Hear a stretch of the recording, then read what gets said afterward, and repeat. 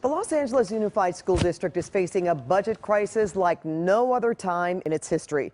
Just last week, the district approved costly new health benefits for district employees that, in part, is forcing officials to make tough choices about how to stabilize the financially strapped district.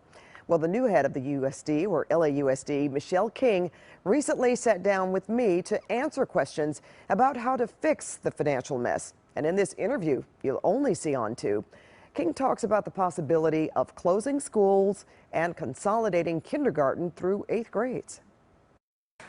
From the boardroom, nice to meet you, to the classroom. This is pretty cool, lady. CBS 2 cameras were allowed exclusive access as Michelle King, the new superintendent of the LAUSD, recently toured a half a dozen school campuses across Los Angeles. When folks ask me, well, you know, who are you or what are you? I said, I'm a teacher. King is the first LAUSD insider to run the nation's second largest school district, spending the past 30 years quietly rising through the ranks to become superintendent. I have said to my administrators, I want you to innovate. I want you to dream big.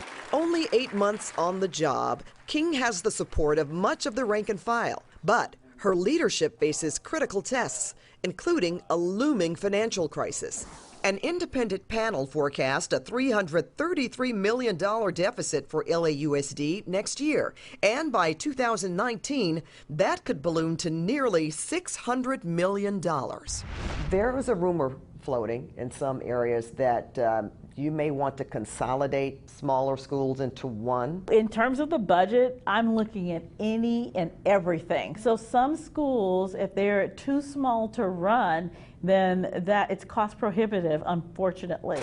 King told us that many options are on the table, including closing schools with less than 300 students and possibly restructuring kindergarten through 8th grade. That's another opportunity to consolidate when you are able to have a K-8 versus an elementary middle school. You might be able to put all of them on one campus. King says the district's financial woes are a combination of several factors: health and pension benefits, special education costs, and declining enrollment. For 1% increase in attendance, that's $40 million.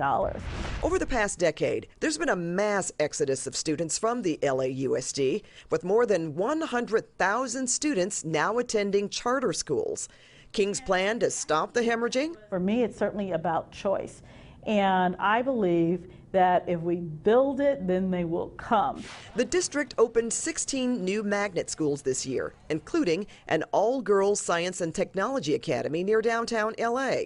King has directed the district to offer more language immersion schools, even to the youngest students. We're looking at starting dual language in the early years, like preschool.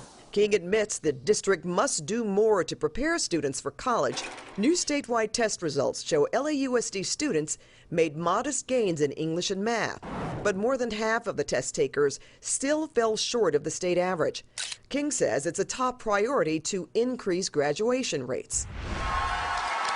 I heard your State of the District speech in which you said the graduation rate is up 3%. How were you able to get those rates up? I said to the troops, if you will, everyone, I said we're going to have an all hands on deck, laser-like focused on ensuring that our kids get to graduation. King credits those on the front lines, both principals and teachers, for pushing students to take online classes and attend programs during and after schools. We knew where every student was in the trajectory to graduation and really customize a program for each and every student. That was your idea? Yes. Time will tell if King's determination, her drive, and dedication will be the solution to help erase the challenges facing Los Angeles public schools. What is it, if you could just sum it up, you want parents to know? I want them to know that we are a district on the move and that we are a district of opportunity. I'm inviting all families to come here. Our doors are open. We are the best that you will find. Another issue we explored was the school calendar. Should classes start before or after Labor Day?